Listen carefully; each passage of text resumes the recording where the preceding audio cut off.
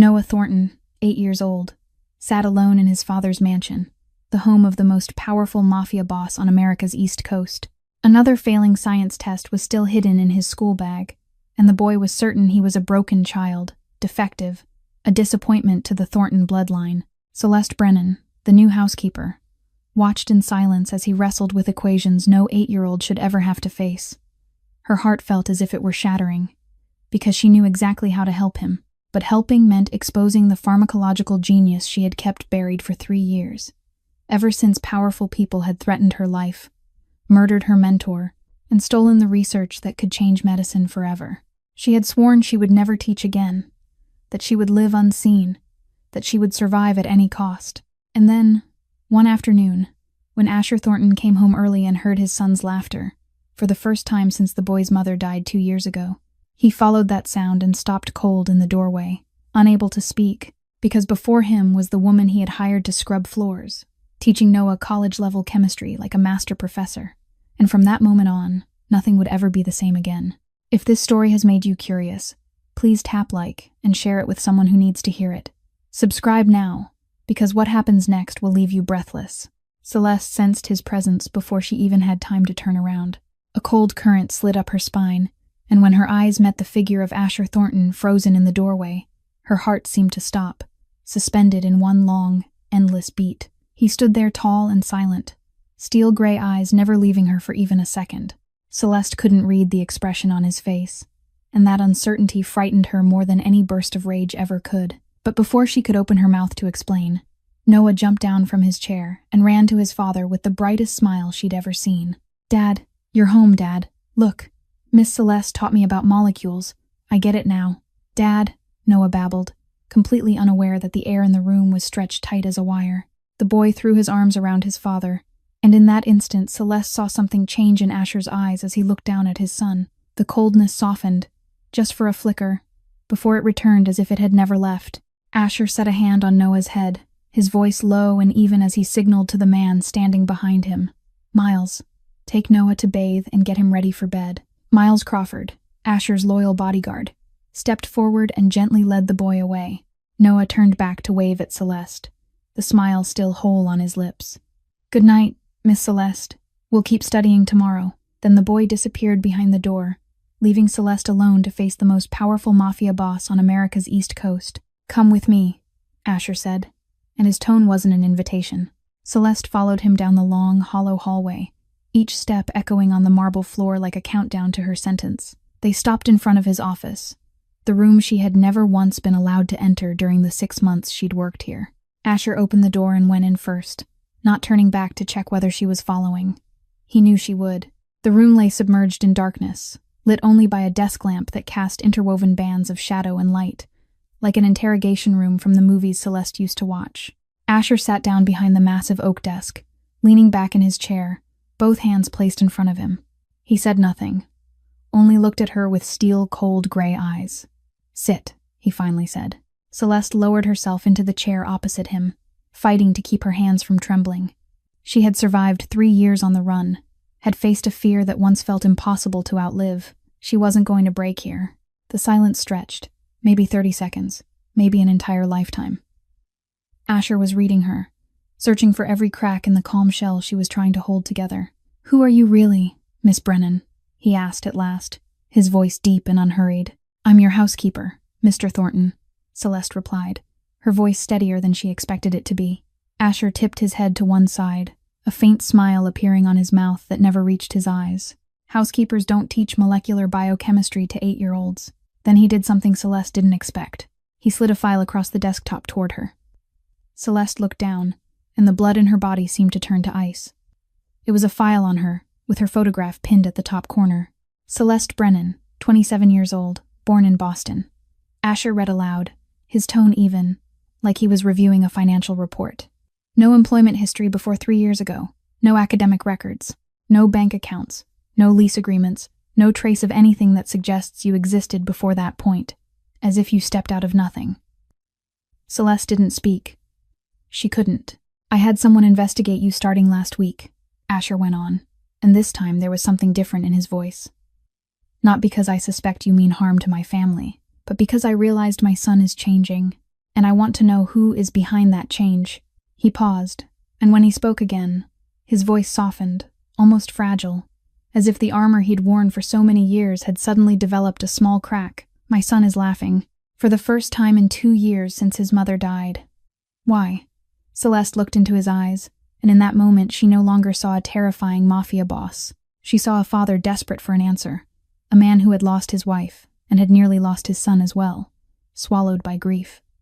She understood then that Asher Thornton hadn't called her here to punish her or fire her. He had called her here because he wanted to understand. Celeste drew a deep breath, feeling the weight of 3 years of silence pressing down on her chest. She looked into the eyes of Asher Thornton, the man the entire East Coast of America feared, and she realized this was the moment she had to make a choice. Keep running, or for the first time in 3 years, trust someone.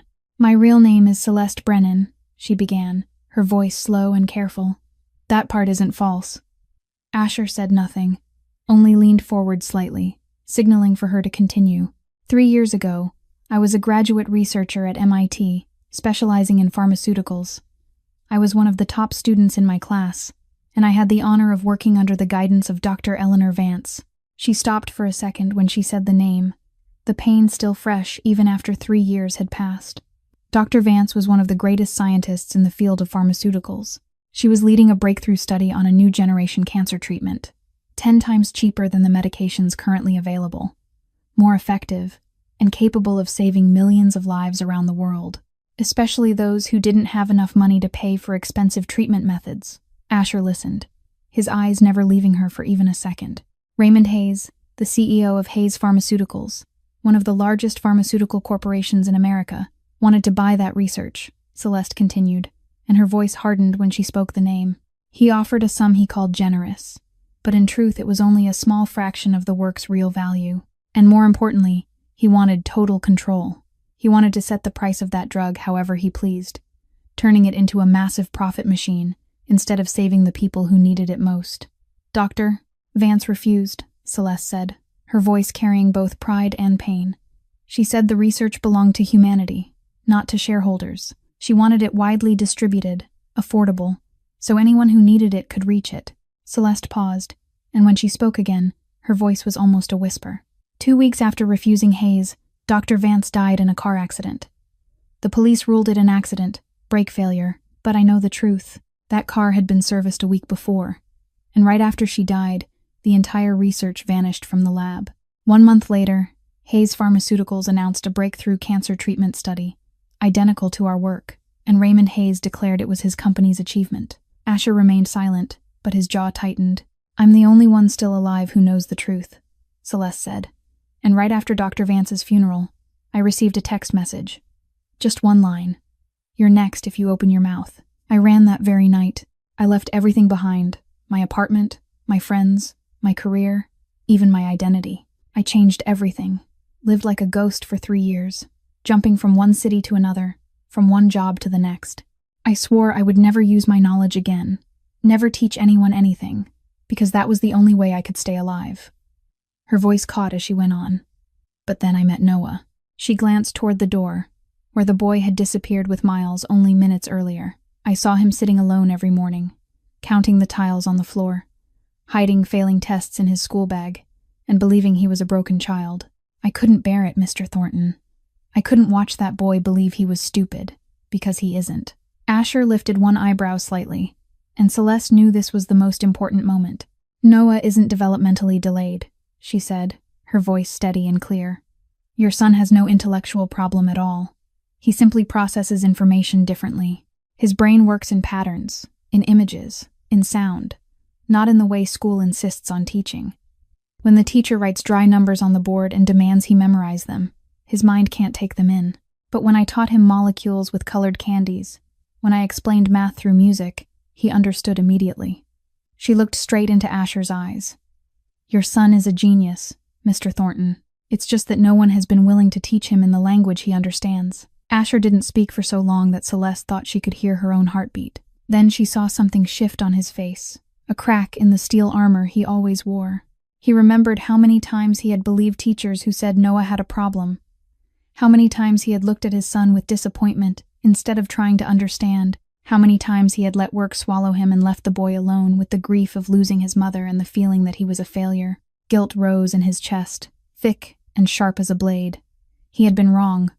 For 2 years, he had been completely wrong. Then Asher lifted his head, and when he spoke, the cold returned to his voice. But this time that coldness wasn't aimed at her. "The people who threatened you?" he asked slowly, each word measured. "Who are they?" "Raymond Hayes," Celeste answered, her voice steady even as her heart hammered wildly in her chest. "The CEO of Hayes Pharmaceuticals." Asher tilted his head slightly, and Celeste knew he was processing the information.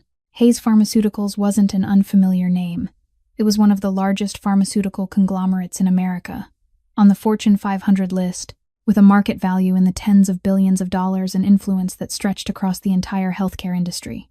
Raymond Hayes was a billionaire, a man with a voice in elite circles, someone who appeared on the covers of business magazines with a philanthropist's smile and the image of a self-made success. "Why didn't you go to the police?" Asher asked, his tone not judgmental, only curious. Celeste let out a thin laugh, a laugh that held not a trace of joy. "Hayes has people inside the police, inside the FDA, inside Congress, everywhere he needs them. He spent 30 years building that network. Who would believe a runaway student when she stands up against a billionaire? I don't have evidence strong enough to accuse him of Dr. Vance's death. I don't have money to hire a lawyer. I don't have power. I don't have connections. I don't have anything but my words. And my words are worthless against Raymond Hayes' empire." Asher didn't answer. He rose from his chair and walked to the tall window that looked out over the mansion's garden, black and lightless. His back was to her, and Celeste couldn't read what he was thinking. The silence stretched on, heavy and suffocating. With every passing second, Celeste felt her chest tighten. She knew this was coming.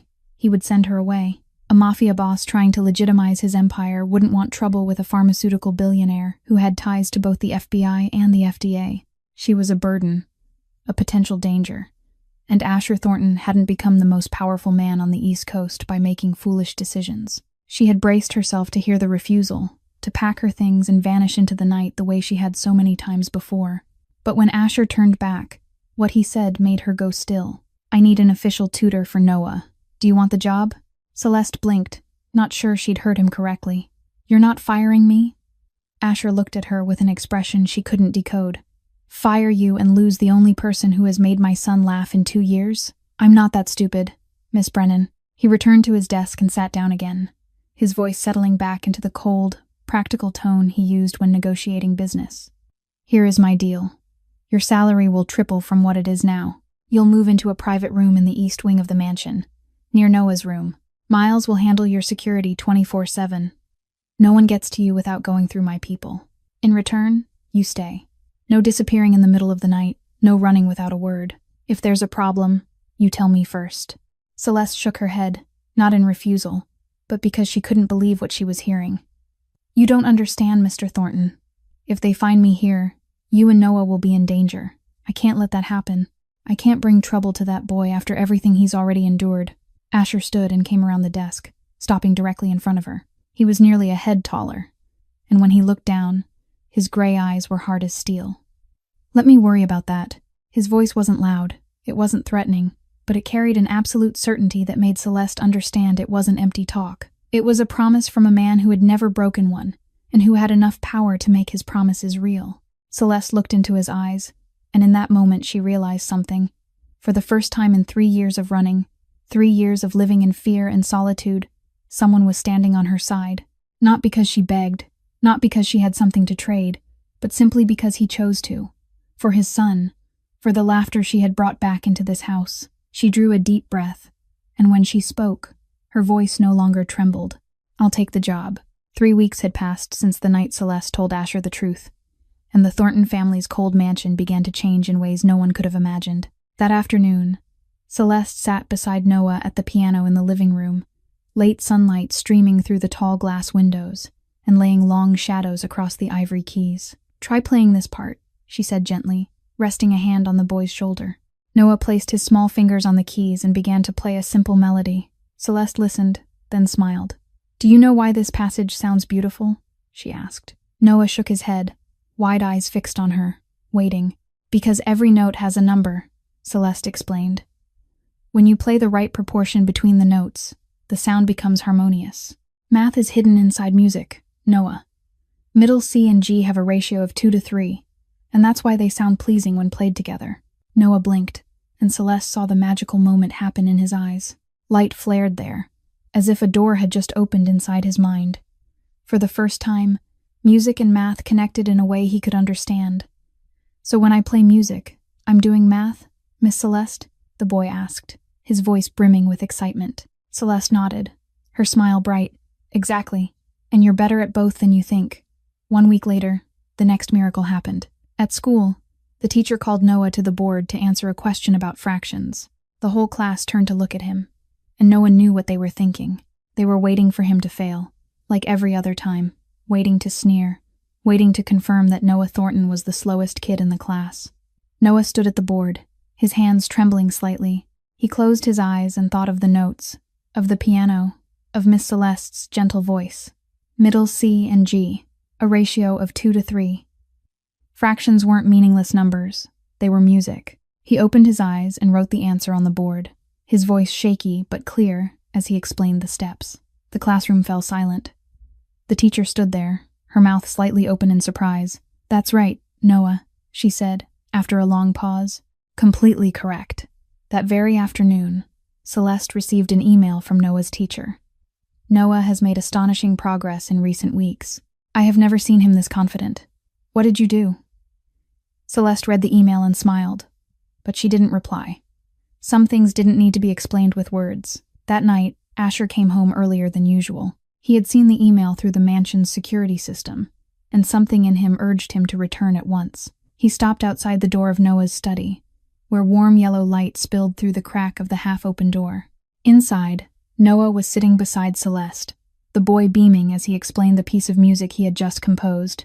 "This is the fraction 3/4, Miss Celeste," he said proudly. "Each measure has 3 beats, and I used it to write this song for my dad." Asher stood there, silent, and guilt and happiness braided together in his chest. His son wasn't broken. He never had been. Asher had been blind for 2 years, believing what other people said instead of looking at his own child. That night, for the first time in 2 years, the 3 of them sat at the dinner table together. Noah talked about his day at school, about the question he had answered correctly, about how his classmates looked at him differently now. Asher listened, truly listened, not out of obligation but because he wanted to.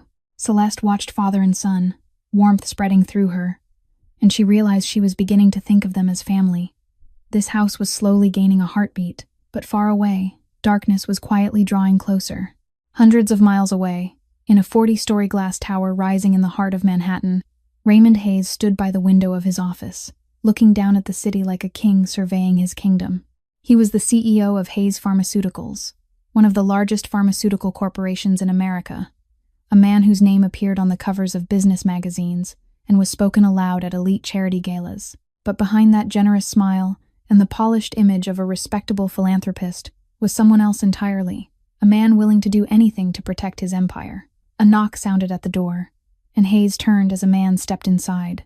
Franklin Mercer, the trusted advisor of Asher Thornton, the man the whole East Coast knew as the right hand of the region's most powerful Mafia boss. But there was a truth no one knew, not even Asher.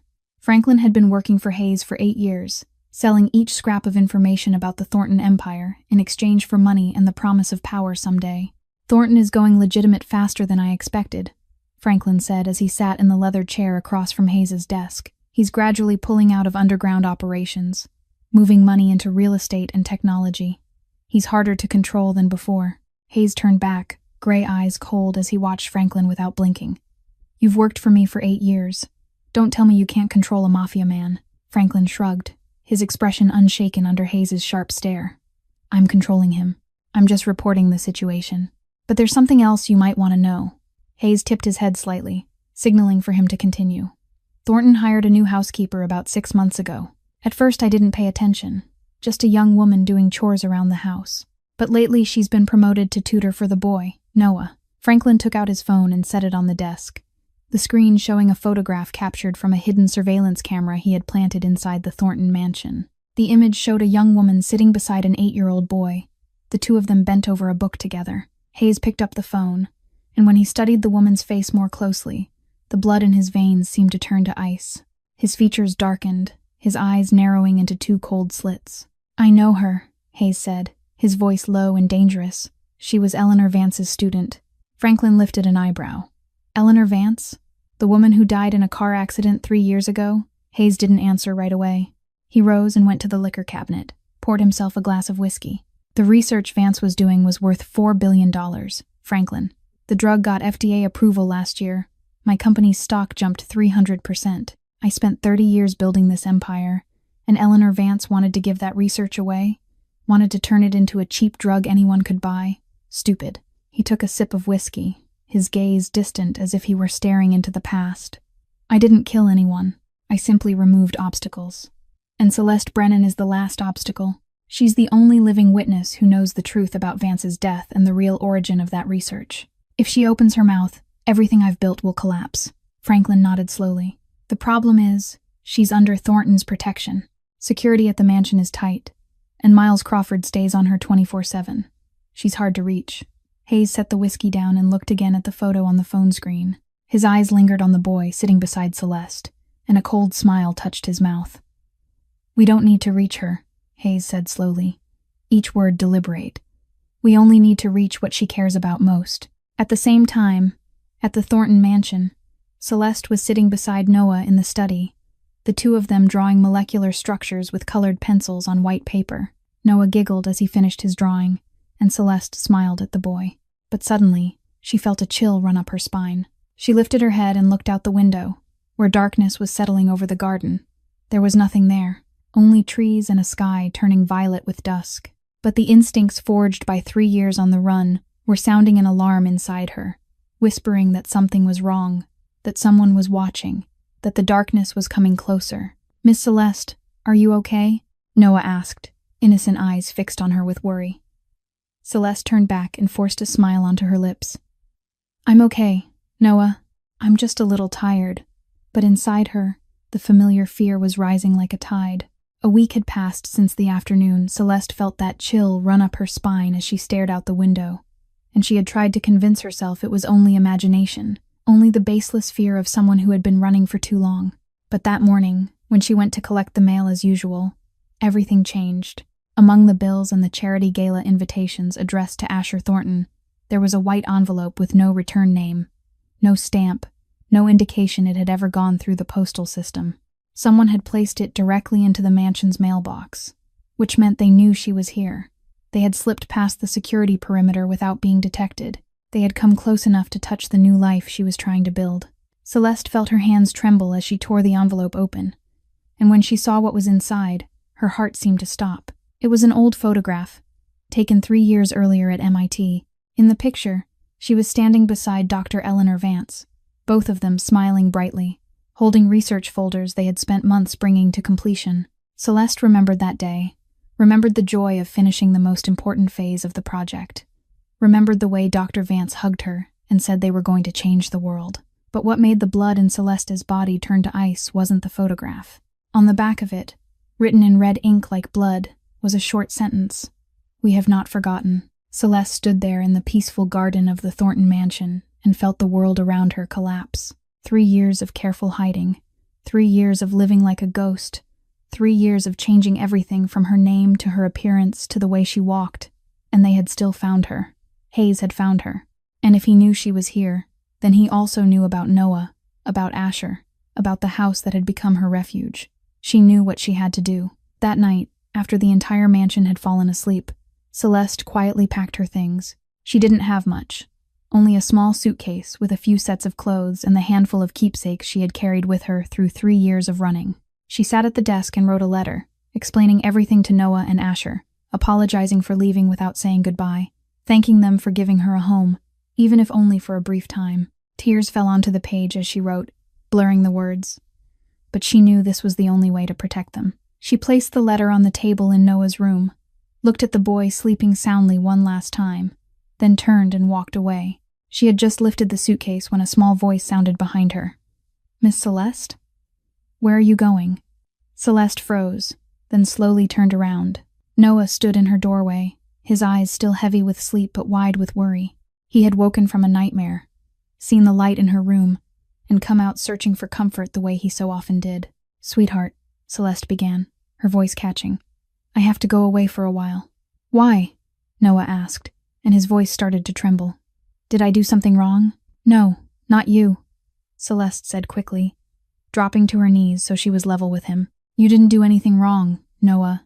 Someone wants to hurt me. If I stay, you and your dad could be in danger. I have to leave to protect you." Noah stared at her, and his eyes began to fill. "Why does everybody leave?" he asked, his voice like a sob. "Mom's gone. Now you're going too. Why won't anyone stay with me?" The question went through Celeste like a blade. She pulled the boy into her arms, holding him tight as her own tears began to fall. "I don't want to go, Noah. I swear I don't." Noah cried into her shoulder, little hitching breaths shaking in the still night. "Then don't go," he said through his tears. "Dad will protect you. Dad can protect everyone. He's the strongest person I know." Celeste didn't know what to say. She only held him tighter, tears soaking into his hair, while her heart broke between love and fear. "Would someone like to explain to me what's going on?" A deep, cold voice came from the doorway. Celeste lifted her head and saw Asher standing there, his face unreadable, but his gray eyes looking straight through her. He had heard the crying, had stood outside long enough to understand what was happening. Celeste rose slowly, one hand still resting on Noah's shoulder. She took the photograph from her pocket and held it out to Asher, her voice reduced to a whisper. "They found me." Asher took the photograph from Celeste's hand, and when he read the words written in red ink on the back, his jaw clenched so hard Celeste could hear his teeth grinding together. "We have not forgotten." 5 simple words, yet they carried a threat clearer than any declaration of war. Someone had entered his territory, slipped past the security walls he had built, and dared to lay a hand on what belonged to him. And in Asher Thornton's world, that was an unforgivable crime. He didn't say much, only turned to Noah with a look that was stern but gentle. "Noah, go to your room." His son hesitated, eyes still wet from crying, still fixed on Celeste with worry. "But Dad," the boy began. Asher's gaze hardened, and even though his voice remained soft, it allowed no argument. "Noah, go to your room. I'll handle everything." The boy finally nodded and ran off, but he didn't forget to glance back at Celeste one more time before he vanished behind the door. The moment Noah was gone, Asher pulled out his phone and began to move. Celeste stood there, watching the most powerful Mafia boss on the East Coast turn into a war machine. The first call went to Miles Crawford. "Miles, gather the entire security team right now. I want to know who approached the mansion in the last 48 hours. Check every camera, every entrance, every employee, including the ones who have worked for me for 10 years. No exceptions. And I want everything on Raymond Hayes, CEO of Hayes Pharmaceuticals, on my desk within 24 hours. He ended the call and made the next one immediately. "George, I know it's midnight, but I need to see you tomorrow morning, as early as possible. There's a lawsuit we need to prepare. Intellectual property theft, and possibly murder." "Yes," I said, "murder. I'll explain in detail when we meet." Celeste realized the voice on the other end belonged to George Patterson, the Thornton family's personal attorney, one of the best lawyers in America with a near-perfect win rate. The third call surprised her even more. Asher spoke in a low, careful voice, clearly contacting someone inside law enforcement. "I have information about Raymond Hayes. Is he currently under investigation? I'll send what I have, but I need to make sure the source is protected. Completely confidential. Do you understand me?" When he hung up, Celeste stared at him, unable to believe it. "You're not," she began, then stopped. "I thought you'd handle this differently." "Differently?" Asher asked, one eyebrow lifting. Celeste swallowed. "You're a Mafia boss. I thought you'd send someone to threaten Hayes, or worse." Asher looked at her for a long moment, then walked to the window and stared out into the darkness. "I've spent 5 years making this empire legitimate," he said, his voice deep and slow. 5 years pulling out of underground work. 5 years rebuilding from the ground up. 5 years so my son can grow up without being ashamed of his name. I'm not going to destroy all of that for someone like Raymond Hayes." He turned back to her. "We're going to bring him down with the law, with the system, with the very tools he thinks he can buy. And when he falls, he'll fall in front of the whole world, not in some dark alley." Something shifted in Celeste as she looked at the man in front of her. He wasn't the cold-blooded criminal she had imagined. He was a father trying to become a better version of himself, and that made her respect him more than any power he possessed. "What evidence do you have?" Asher asked, his voice returning to practicality. Celeste nodded. I have a copy of the original research file, with a clear timestamp showing it was created before Hayes ever claimed ownership. And I still have the threatening message from 3 years ago, both the sending phone number and the content. Asher tilted his head, curiosity in his eyes. Why did you keep those things? Why not delete them to cut every connection? Life insurance, Celeste answered, her voice calmer than she expected. I arranged it so that if I die, all of that evidence will be automatically sent to 5 of the biggest newsrooms in America. Hayes knows that. That's why he hasn't killed me in 3 years, only tried to find where I am. Asher looked at her, and for the first time she saw something like admiration in his gaze. Smart, he said, a hint of surprise in his voice. You're not just a victim on the run. You've been fighting in your own way for 3 years. Celeste didn't answer, only watched him in silence. Asher returned to his desk, his mind already mapping out a plan. We'll use your evidence together with my resources. Hayes will be prosecuted, and he'll pay for what he did to Dr. Vance. He paused, his gray eyes turning colder. But first, I need to find out one thing. What? Celeste asked. That envelope was placed directly into the mailbox, which means someone knows you're here and can reach the mansion without being detected. There's only one explanation. There's a spy in my organization, and I'm going to find out who it is. A week had passed since the night Asher declared he would find the spy in his organization, and life at the Thornton mansion had grown tenser than ever. Security was doubled. Miles Crawford stayed glued to Celeste like a shadow, and everyone who entered or left the estate was thoroughly checked. But there was one place even Asher couldn't fully control, and that was Noah's school. That morning began like any other. Noah sat in class, working on a group assignment with his classmates, and the boy even smiled when he solved a difficult math problem in front of everyone. Then the intercom crackled to life, and the secretary's voice shattered the calm. Noah Thornton, report to the principal's office immediately. The whole class turned to look at him, and Noah felt his stomach tighten. What had he done wrong? He hadn't fought. He hadn't cursed. He hadn't broken any rules. He stood up on legs that trembled slightly and walked out of the classroom, trying not to let his worry show on his face. When Noah stepped into the principal's office, he saw Mrs. Dorothy Whitman sitting behind her desk with an unusually warm smile. Beside her was an older man Noah had never met, dressed in an expensive suit, silver hair combed neatly back, and steel-gray eyes that were cold as iron. Noah, Mrs. Whitman said in a cheerfully artificial voice. This is Mr. Hayes. He's one of our school's biggest donors, and he wants to meet some of our outstanding students. The man rose and walked toward Noah, the smile on his mouth friendly but somehow wrong. Noah didn't know why, but his instincts were sounding an alarm. He had grown up in the Thornton family, had seen all kinds of people come to meet his father, and he knew the difference between a real smile and a fake one. This man's smile didn't reach his eyes. You're Noah Thornton, aren't you?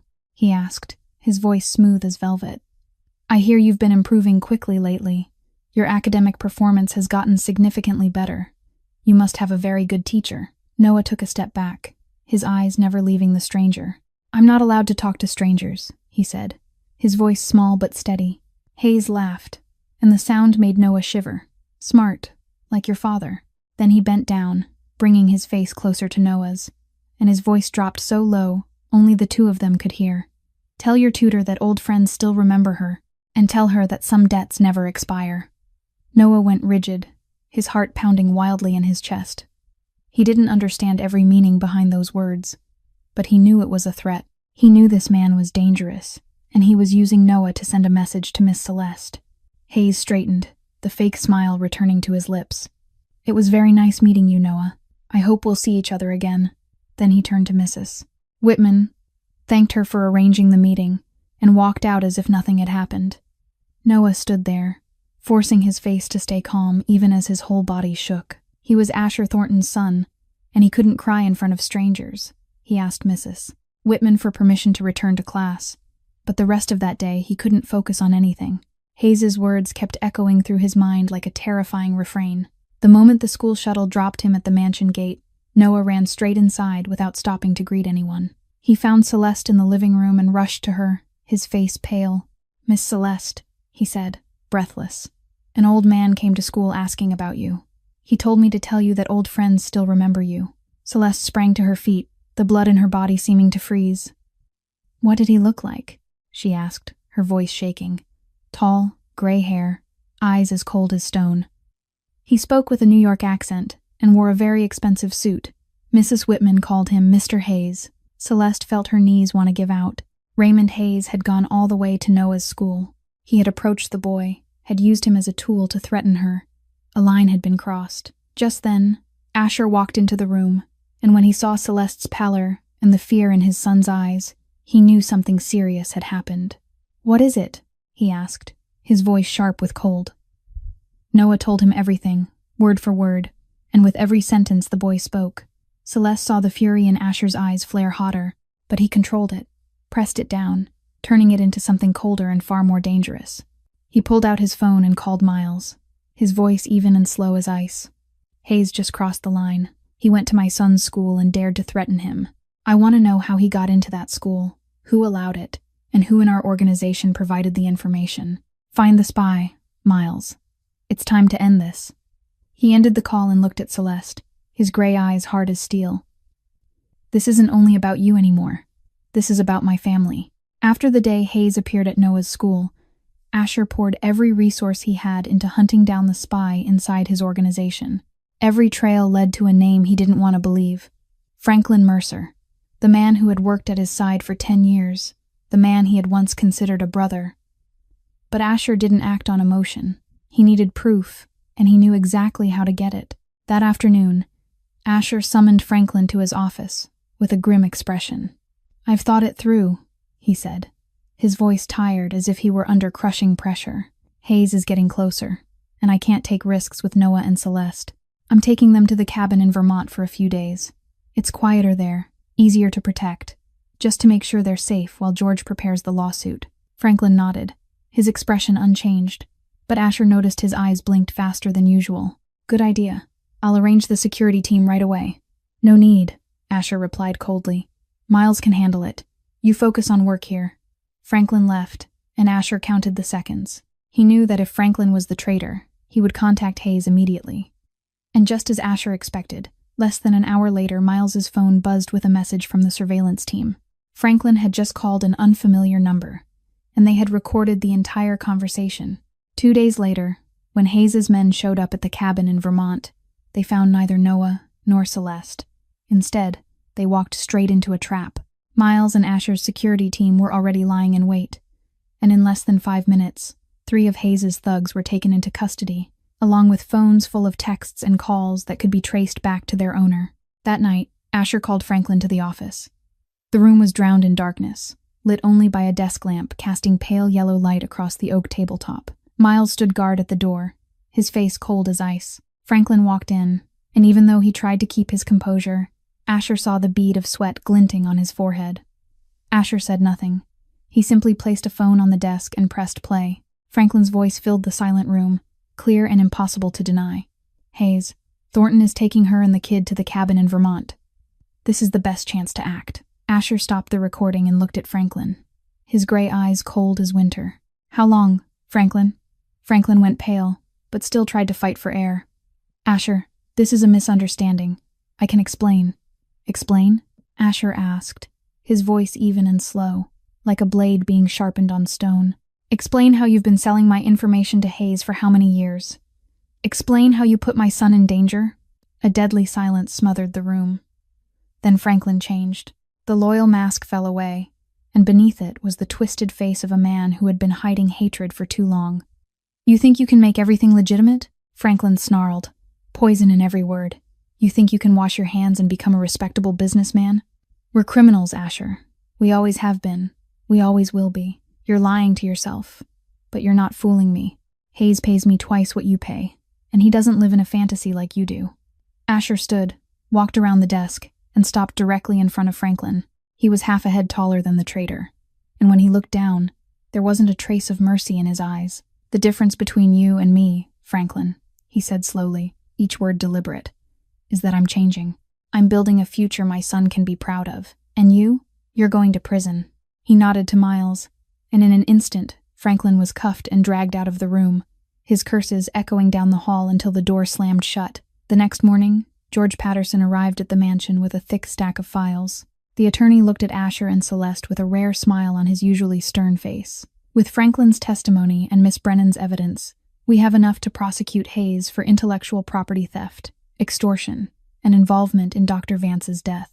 The federal government will extradite him within 2 weeks. Celeste felt as if a massive stone had been lifted off her chest. 3 years of running, 3 years of fear, and at last, light had appeared at the end of the tunnel. But then, Asher turned to her, and his question pulled her back into reality. "You'll have to testify in court, Celeste. Face Hayes in front of the judge, the jury, and the whole world. Are you ready?"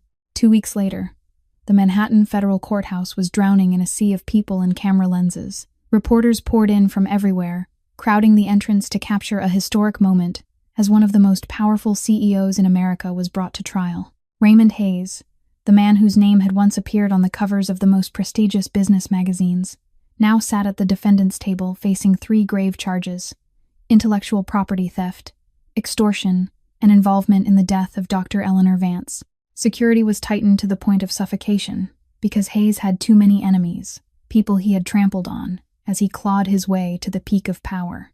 Yet even here, Hayes sat with an infuriating confidence, his expensive suit pressed crisp, his silver hair combed neatly back, and a faint smile as if he were attending a shareholders' meeting instead of staring down a prison sentence. His legal team consisted of 5 attorneys, the best money could buy, seated beside him with stacks of files piled high and expressions just as confident. Celeste stood outside the courtroom, her hands icy even though the weather wasn't cold. 3 years of running would end today, one way or another.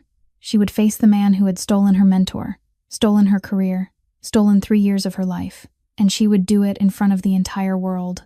When she stepped into the courtroom, her legs nearly gave out beneath her. Hundreds of eyes swung toward her, and whispers rippled through the room like waves.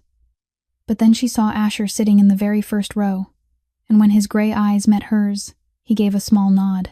She wasn't alone. She hadn't been alone since the day she walked into the Thornton mansion. Celeste took the stand, and when she placed her hand on the Bible to swear the oath, she felt the weight of this moment settle onto her shoulders. The prosecutor began asking questions, and Celeste told her story. Her voice trembled on the first lines, but it steadied as she remembered why she was here. For Dr. Vance, for justice, for everyone Hayes had harmed. "I was a graduate researcher at MIT, she said, her voice carrying through the silent courtroom. Dr. Eleanor Vance was my mentor, and she was leading research that could revolutionize cancer treatment. But Raymond Hayes wanted that research for himself. When Dr. Vance refused to sell, she died in a car accident 2 weeks later." Celeste paused, swallowing hard. "I woke up to the news that Dr. Vance was dead, and before I could even grieve, I received a text message. 'You're next if you open your mouth.' I ran for 3 years because of that message." The prosecutor presented evidence, the original research file with timestamps proving it was created before Hayes claimed ownership, internal Hayes Pharmaceuticals emails discussing how to handle Dr. Vance, and an audio recording from Franklin Mercer confirming Hayes had ordered Celeste monitored for 3 years. Everything seemed clear. And then Hayes's lawyers struck back. "Miss Brennan," Hayes's lead attorney rose, his voice thick with contempt. "You're nothing but a failed student looking for someone else to blame for your own unsuccessful career. You have no direct evidence regarding Dr. Vance's death. These files could be altered.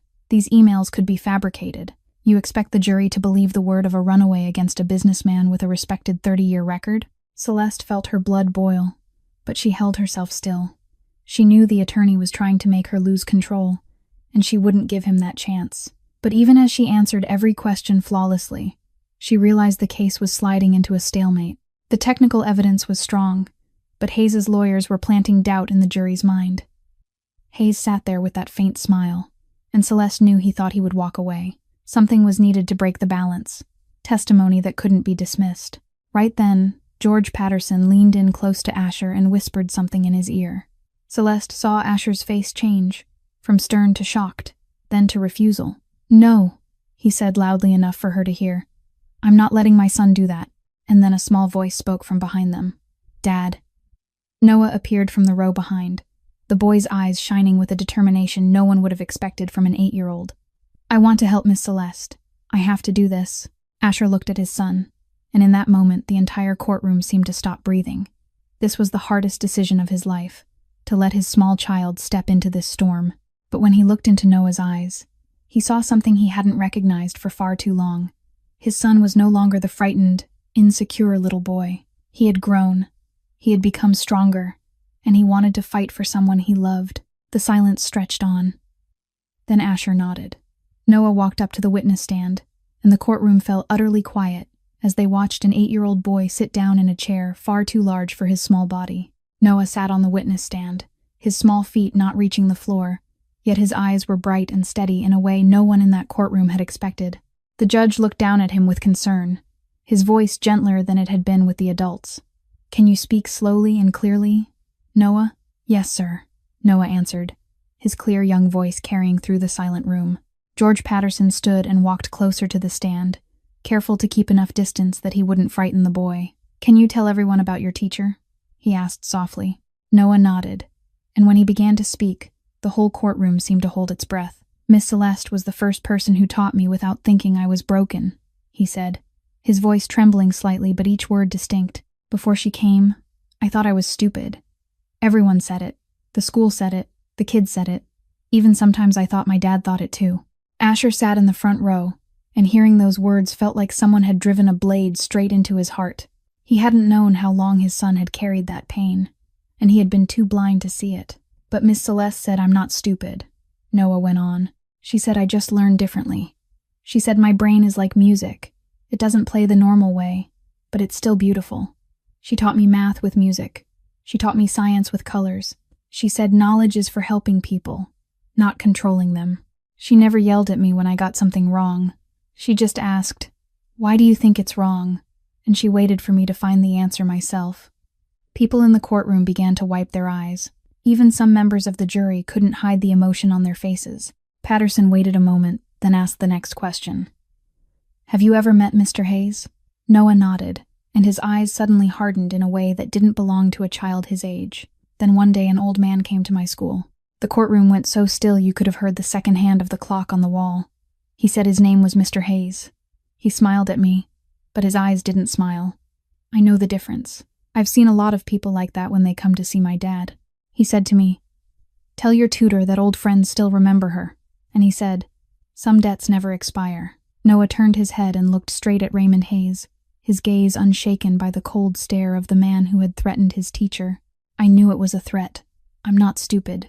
You've been making Miss Celeste scared for 3 years. You made her run. You made her live like a ghost.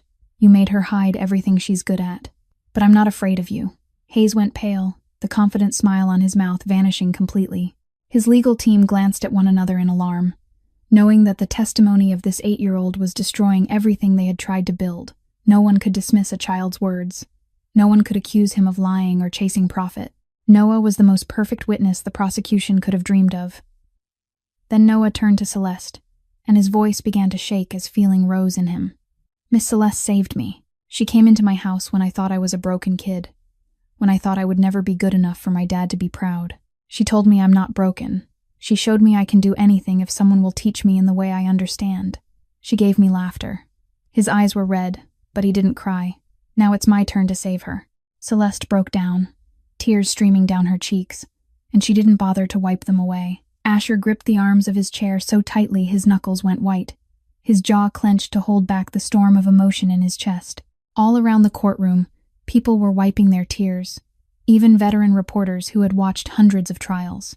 Right after Noah's testimony, the prosecutor asked to introduce additional evidence the FBI had just collected.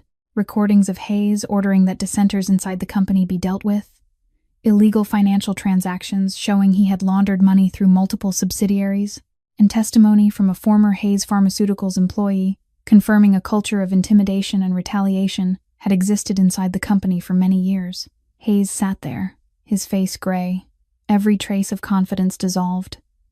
He knew he had lost, not because of evidence, not because of lawyers, but because an 8-year-old boy had stood up and spoken the truth without fear. The judge struck the gavel, his voice echoing through the courtroom. "The jury will deliberate." 4 hours passed like 4 years. The courtroom sank into a silence so tense it felt suffocating as everyone waited for the jury to return. Celeste sat in the front row, and she didn't realize she was gripping Asher's hand until she felt him squeeze back. She didn't let go, and neither did he.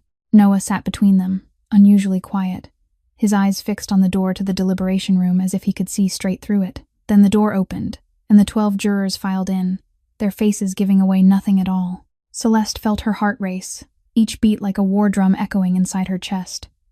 The judge took the paper from the foreperson, scanned it, then lifted his head to look at Hayes. "The defendant will stand," he said.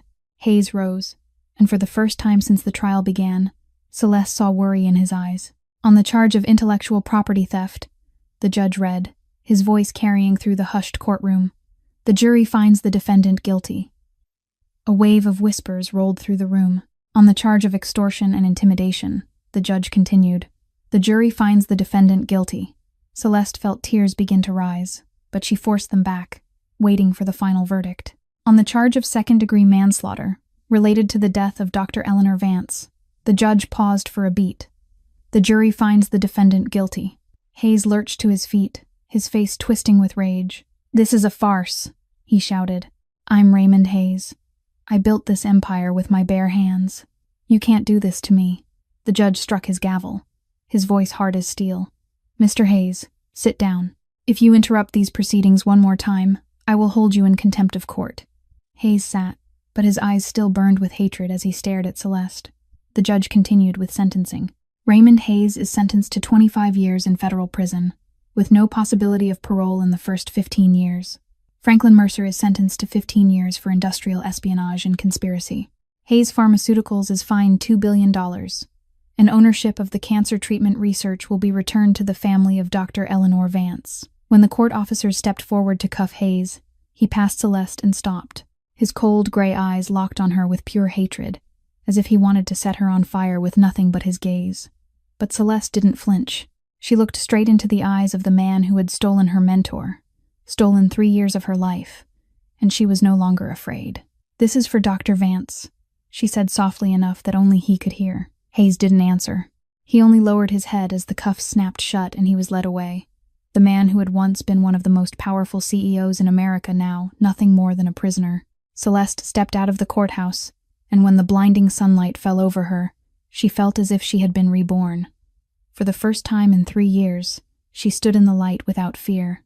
For the first time, she could use her real name without looking over her shoulder. For the first time, she was free. "Miss Celeste," Noah's voice rang out, and she turned just in time to catch him as he launched into her arms. "You're back! You're really back!" Celeste dropped to her knees and held him tight, tears and laughter blending together. "I promised you," she said through a sob, "and I kept my promise." "And you saved me," Noah said, his own eyes wet. Celeste nodded, tears streaming down her cheeks. "You saved me, Noah. You really saved me." Asher stepped up beside them and didn't speak, only placed one hand on Celeste's shoulder and one hand on Noah's head. The three of them stood there in the crowd, amid the click of cameras and the shouting of reporters, beneath the harsh Manhattan afternoon sun. They weren't family by blood. They were family by trial, by courage, by love tempered through fire. Then Asher looked at Celeste, and for the first time she saw him truly smile. "Let's go home," he said, and together they walked down the courthouse steps toward the car waiting for them, toward the mansion that was cold no longer, toward home. 2 months had passed since the verdict was read in Manhattan federal court, and life had changed in ways Celeste had never dared to dream. That afternoon, the elementary school auditorium was packed with parents and students, all eyes fixed on the stage where the county-level science awards were being presented. And standing at center stage, with a radiant smile and a confidence no one could have imagined only months earlier, was Noah Thornton. The 8-year-old boy who used to hide failing tests in his school bag, who once believed he was a broken child, was now receiving first prize for a science project titled Patterns in Nature. Noah's project applied principles of fractals and molecular structure to explain phenomena in the natural world, from the way leaves arrange themselves along a branch, to the way snowflakes form into perfect flowers of ice as they fall. The judges were stunned by the creativity and depth of understanding in an 8-year-old, and they didn't know it had all begun with lessons involving colored candies and musical notes on piano keys. When he was invited to speak, Noah stepped up to the microphone, and his voice carried through the auditorium. "I want to thank my teacher, Miss Celeste. She's the one who taught me that everyone has their own learning language, and no language is wrong. When someone takes the time to teach me in my language, I can do anything. She saved me, not from bad grades, but from believing I was worthless. That's what real teachers do." The audience burst into applause, and Celeste sat in the front row, tears streaming down her cheeks without bothering to wipe them away. Asher sat beside her, quietly handing her his handkerchief. And when they looked at each other, they didn't need to say a word. They both understood the journey they had walked together. From the first night he stood frozen in the doorway watching her teach Noah, to the courtroom where the boy had stood up to protect her, and now this moment, when everything they had fought for was finally being repaid. After the ceremony, Celeste found herself surrounded by people she never expected. Representatives from the top universities in America approached her with enticing offers, teaching positions, research opportunities, full scholarships for doctoral programs. Harvard, MIT, Stanford, the names she had once dreamed of as a student before her life was overturned, were now opening their doors to welcome her. Celeste listened politely, accepting business cards and promises to follow up, but she didn't commit to anything. There was too much to think about, and she didn't want to decide in haste. On the drive home, Noah sat in the back seat, clutching his gold trophy like a treasure. He was quiet for a long time, then suddenly asked, "Miss Celeste, are you going back to college?" Celeste turned to look at him, her chest tightening at the worry in his eyes. "There are a lot of opportunities, Noah. I need time to think." Noah fell silent again, and when he spoke next, his voice was smaller, more fragile. "But if you go, who will teach me?"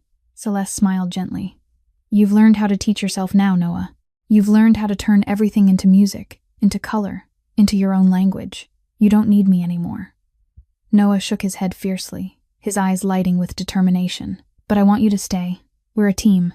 You said that."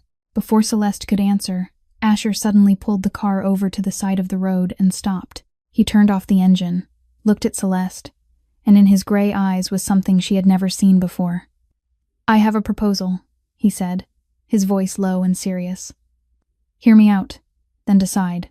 Celeste looked at him, her heart beating faster for a reason she didn't fully understand. She nodded, waiting. Asher looked straight into Celeste's eyes, and in that moment she realized he was about to say something more important than any business deal he'd ever made. "I want to establish an education foundation," he began, his voice slow and careful. "For children like Noah, children who learn differently, children the traditional education system has left behind, children who get labeled slow, labeled problematic, labeled broken, only because no one's willing to understand how they take in knowledge." Celeste stayed silent, her heart beating faster, as she began to understand what he was offering. "You'll run everything," Asher continued. "The curriculum, teacher training, the development of learning methods. You'll build an entirely new system, where every child is taught in the way they understand, not the way a textbook demands." He started listing details, and with every point he made, Celeste felt more overwhelmed. Full scholarships for students from struggling families, so no child gets left behind because their parents don't have money. A teacher training program built around personalized methods, so what you've done with Noah can be expanded across the country. A research center on different learning styles, so science can prove what you've known by instinct. Resources and support for parents and families, so they don't feel as alone as I did when I didn't know how to help my own son. Celeste shook her head, not to refuse, but because she couldn't believe what she was hearing. "That would cost millions of dollars," she said, her voice almost a whisper. Asher nodded, completely unshaken. "I've got millions of dollars, and for the first time in my life, I know how to use them in a way that matters." He paused, and when he spoke again, his voice carried the fatigue of a man who'd borne a weight for too long. "I spent 20 years building an empire. Most of it," he looked out the car window at the city drifting past in the sunset, "isn't something to be proud of. I did things my son shouldn't know. I made choices I don't want him to learn from. But this," he turned back to her, and his gray eyes brightened with something that looked like hope. "This is something I can be proud of. This is something I can leave Noah without shame." Asher took a deep breath before he continued. "You gave me my son back. You showed me Noah isn't broken, that I'm the one who was broken when I wouldn't look at my own child and only believed what other people said. I missed so many years, so many moments, so much laughter, because I was too blind to see the truth. Let me help you give other children what you gave, Noah. Let me do something right, at least once in my life." Celeste felt tears spill over, and she didn't try to stop them. For 3 years, she'd been running, hiding, giving up her dream of using her knowledge to help others. And now the opportunity wasn't just returning, it was bigger than anything she'd ever imagined. "I don't know what to say," she whispered, her voice thick with emotion. From the back seat, Noah cut in. his voice buzzing with excitement. "Say yes, Miss Celeste. Please. You've got to say yes." Celeste laughed through her tears, then looked at Asher with a gaze full of resolve. "If I accept, I have one condition." Asher nodded. "Say it." "The foundation will be named after Dr. Eleanor Vance. She's the one who started it all. She's the one who believed in me, who taught me that knowledge only has value when it's shared. If it wasn't for her, I wouldn't have anything to teach Noah today." Asher smiled, and for the first time, his smile was warm in a way Celeste had never seen. "Vance Thornton Foundation for Alternative Learning. That's got a nice ring to it." Celeste drew a deep breath, and when she spoke, her voice was steady and clear. "Then yes, absolutely yes." Noah whooped from the back seat, and Celeste turned to hug him while Asher started the car and kept driving them home. 6 months later, the Vance Thornton Foundation for Alternative Learning officially opened in a bright, colorful building in the suburbs of New York. The classrooms were designed for different ways of learning. A music room for children who learn through sound, an art room for children who learn through images, a movement room for children who learn through motion. Children came in from everywhere, and teachers trained in Celeste's methods spread out across the country. The pilot program was adopted in 12 states, and the results went far beyond anyone's expectations. Celeste appeared on the cover of a leading education magazine beneath the headline, "The Woman Who Changed How We Teach." Asher stepped back behind the scenes of his company, handing executive control to a new board. He spent most of his time on the foundation and on his family, and for the first time in his life, he felt at peace. And Celeste stood in the middle of children learning, watching them laugh and discover the world in their own way, and she smiled. She'd found her purpose. A year had passed since the Vance Thornton Foundation opened, and the Thornton family mansion had changed completely. No more cold hallways echoing with lonely footsteps. No more meals eaten in silence at a table too large for one person. No more darkness slipping into every corner of the rooms. That evening, warm light filled the house. Laughter drifted from Noah's study, and the rich scent of food from the kitchen spread everywhere. In Noah's study, the whiteboard was still covered in formulas like it always had been, but now it was surrounded by colorful drawings and photographs that held their memories. A photo of the three of them smiling at the foundation's opening, Celeste cutting the ribbon while Asher and Noah stood on either side. A photo of Noah holding his gold first prize science trophy, eyes bright with pride. A photo of Celeste standing in front of the foundation's very first classroom, surrounded by children with happy smiles. Each picture was a piece of the journey they had walked together. Tonight, the three of them were working through a complicated puzzle, not for homework or work, but simply because they wanted to be together. "Miss Celeste, what if we apply the fractal principle here?" Noah asked, his eyes lighting up as he stared at the sequence of numbers in front of him. "You're on the right track," Celeste smiled. "Keep going. You're about to find it." Asher watched them, then reached for the marker. "Wait, let me try." He wrote a formula on the board, and instantly both Celeste and Noah burst into laughter. "Dad," Noah said through his laughter, "that's completely wrong." Asher looked at the formula he'd just written, then looked back at the two faces trying to hold in their laughter, and he started laughing too. All right, I surrender. Clearly I need a tutor." Noah lifted his hand, thrilled. "I'll find you one. I know a really good teacher." The three of them laughed, and the sound filled the house in a way it hadn't been filled in years. This was what the mansion had been missing since Helena died. Laughter, warmth, a sense of belonging. After Noah went to sleep, Asher and Celeste sat in the living room, 2 cups of hot tea in their hands. They didn't talk much. They simply stayed beside each other, looking out the window at the city glittering below like a sea of lights. Silence settled over them, but it wasn't the heavy, lonely silence of the past. It was the peaceful silence of people who didn't need words to understand each other. "Do you remember the first day I caught you teaching Noah?" Asher asked suddenly, his voice gentle and distant. Celeste smiled, the memory returning as clearly as if it were yesterday. "I thought I was going to be fired. Or worse."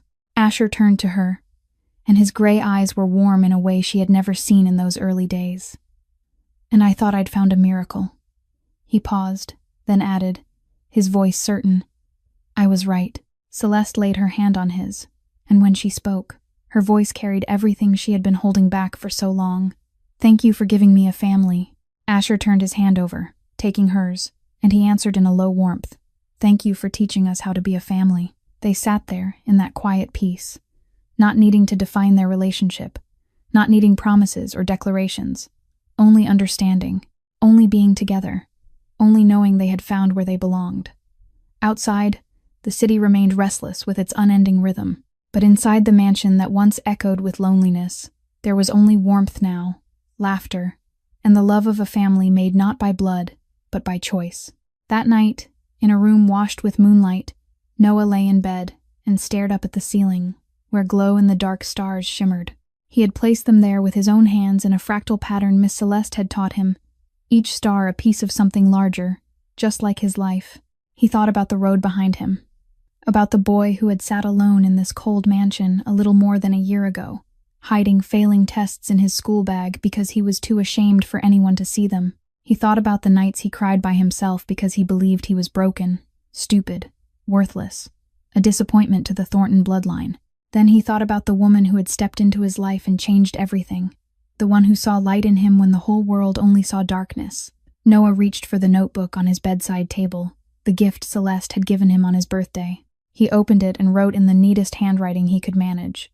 Some equations don't need to be solved. They need to be understood. That was something Miss Celeste often said, and now he understood what it truly meant. Life wasn't about having every answer. Life was about understanding yourself, understanding other people, and having the courage to be yourself, even when the whole world says you're wrong. Noah smiled and added another line to the notebook. Family equals Dad plus Miss Celeste plus me. He looked at that simple equation and giggled. It was the most beautiful equation he had ever written, and also the hardest one to find the answer to. Sometimes the simplest equations take a whole long journey to solve. He closed the notebook, hugged it to his chest, and shut his eyes with a smile still on his lips. In the living room, Asher and Celeste were still sitting by the window, the city glittering below and a sky full of stars above. Tomorrow will bring new challenges, Asher said, his voice deep and calm. Celeste turned to look at him, and she smiled. And we'll face them, together. In a mansion that once echoed with loneliness, 3 people who had each been lost in their own way found their way home, not because science saved them, though it helped, but because they learned that true intelligence isn't knowing more, it's recognizing what matters most. Family, trust, courage, love. A simple equation. You just have to understand its language. When someone sees your potential before you can see it yourself, how far would you go to protect them from the people who want to destroy them? This story teaches us that every person has their own value, as long as someone is patient enough to see it. It reminds us that family isn't always blood. Sometimes family is the people who choose to stand beside you in your hardest moments. And more than anything, it shows us it's never too late to change, to become a better version of yourself. If this story touched your heart, please hit the like button and share it with the people you love. Please subscribe to our channel so you don't miss our daily uplifting stories. We'd really love to know how you feel about this story. Have you ever met someone who changed your life the way Celeste changed Noah's? Please share your story in the comments below. We always want to hear what's in your heart. Thank you for taking the time to watch all the way to the end of this video. Wishing everyone watching good health, a joyful life, and days filled with peace. Goodbye, and we'll see you in the next video.